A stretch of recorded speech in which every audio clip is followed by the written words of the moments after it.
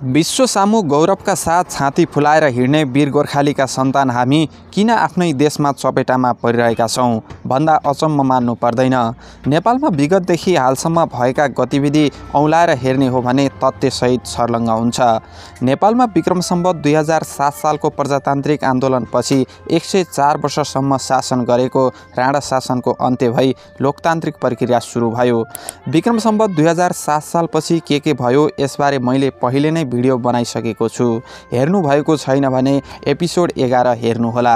यस भिडियोमा आरोप प्रत्यारोपको सरकार, राज संस्थासँग सम्बन्धित विषय, दुर्गाप्रसाई र राजतन्त्र, पछिल्लो समय नेपालमा तस्करी गर्ने नाइके गायब, भरिया मात्र समातिन्छन् किन, यसबारे आउनुहोस् विस्तृत रूपमा बुझ्ने प्रयास गरौँ।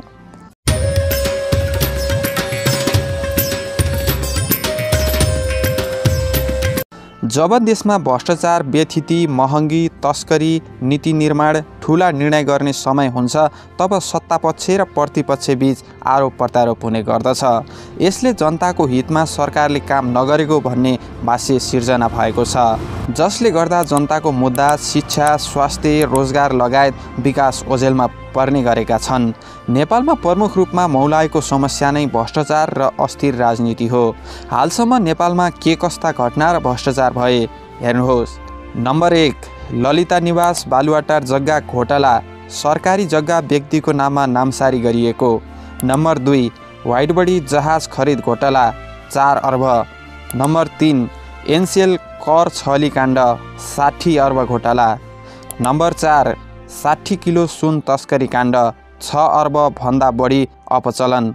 नम्बर 5, 33 किलो सुन काण्ड। नम्बर 6, मेलम्ची खानेपानी आयोजना निर्माण सम्पन्न भए पनि पटक पटक प्राविधिक समस्या आइरहने। नम्बर 7, मेडिकल शिक्षा घोटाला, निजी मेडिकल कलेजहरूमा ठगी गर्ने प्रक्रिया लामो समयदेखि चल्दै आएको छ। नम्बर 8, बैंकिङ घोटाला, क्लियरिङ हाउस अनियमितता। नम्बर 9, भुटानी शरणार्थी काण्ड, नक्कली भुटानी शरणार्थी बनाएर अमेरिका पठाउने भन्दै 800 भन्दा बढी व्यक्तिबाट करिब 27 करोड रुपियाँ असुली गरिएको आरोप छ। नम्बर 10, निर्मला पन्त बलात्कारपछि हत्या, यो घटनामा प्रहरी अधिकृतहरू डिएसपी एसपी निलम्बित भए तर ठोस कारबाही भने भएको छैन। यस्ता घटना र काण्डहरू नेपालमा धेरै भएका छन्। यसमा हाई प्रोफाइलवाला भिआइपी र तत्कालीन सरकारको संलग्नता रहने गरेको धेरै आधार र तथ्य भेट्न सकिन्छ। नेपालमा लोकतन्त्र आएसँगै जनतामा छाएको त्यो खुसीको पल अहिले निराशाको भावना अनुरूप किन बदलियो भन्ने प्रसङ्ग लोकतन्त्रका नायिकेमाथि नै तेर्साउनु पर्ने हो। तर उनीहरू सत्ता, शक्ति र जनताको मतमाथि खेलवाड गरिरहेका छन् भन्ने भाव जनताको मनमा लागिरहेको छ। यही नैराश्यताको परिणाम थियो पूर्व राजा ज्ञानेन्द्र शाह पोखराबाट काठमाडौँ पुग्दा देखिएको दृश्य।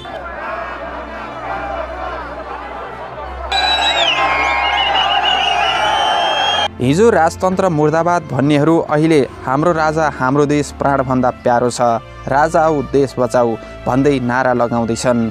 राज संस्था पुनर्स्थापित गर्नुपर्छ, अहिलेको लोकतन्त्र ठिक भएन, यो व्यवस्थालाई फाल्नुपर्छ, यो व्यवस्था रहेसम्म जनताको जीवनस्तर सुधार हुँदैन भन्दै दुर्गाप्रसाई राज संस्था पुनर्स्थापनाको माग राख्दैछन्। राजालाई हातमा समातेर हामी राजदरबार छिराउँछौँ, त्यतिखेर कसैले रोक्न सक्दैन। त्यो मोर्चाले नि राजासँग होइन दुर्गाप्रसाईसँग लडोस् न। संवैधानिक राजतन्त्रको मूल एजेन्डा बोकेको राष्ट्रिय प्रजातन्त्र पार्टी राप्रपाले पनि राजतन्त्र पुनरागमनको माग गरिरहेको छ।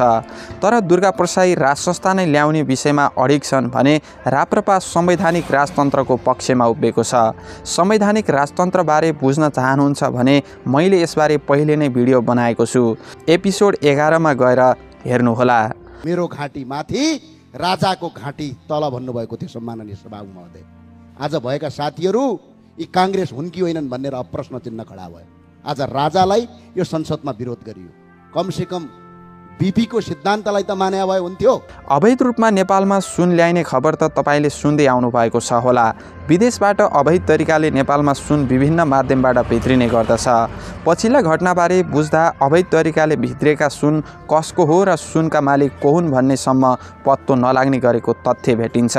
भरिया पक्राउ पर्छन् तर मालिक को हो भन्ने कुराको पुष्टि हुँदैन। सुरक्षा संयन्त्र नै सरकारले दबावमा राखेको यहाँबाट आकलन गर्न सकिन्छ। गत चैत्र 4 गते काठमाडौँ टोखामा एक ट्रकमा लुकाई सिपाही चाइनातर्फ रकम लग्दै गरेको सूचना प्रहरीले थाहा पाए पश्चात ट्रक नियन्त्रण हुन्छ। प्रहरी स्रोतका अनुसार ट्रकमा नेपाली रुपैयाँ, अमेरिकी डलर र युरो गरी 25 करोड रुपियाँ भन्दा केही बढी रकमसहित प्रहरीले पक्राउ गरेको थियो। पक्राउ परेका चालक पनि भरिया भएको खुलेको छ। के नेपालमा प्रहरी प्रशासन र नियामक निकायलाई सरकारले कुनै बाधा र अडचन नलगाउने हो भने कानुनी मान मर्यादामा रहेर काम होला त? अझ भनौँ देशमा भ्रष्टाचारको नाम नै समाप्त होला त? तपाईलाई लागेको विचार कमेन्ट गर्नुहोला। साथै हाम्रो भिडियो मन पर्छ भने च्यानललाई सब्स्क्राइब गरी हामीसँगै जोडिनुहोला।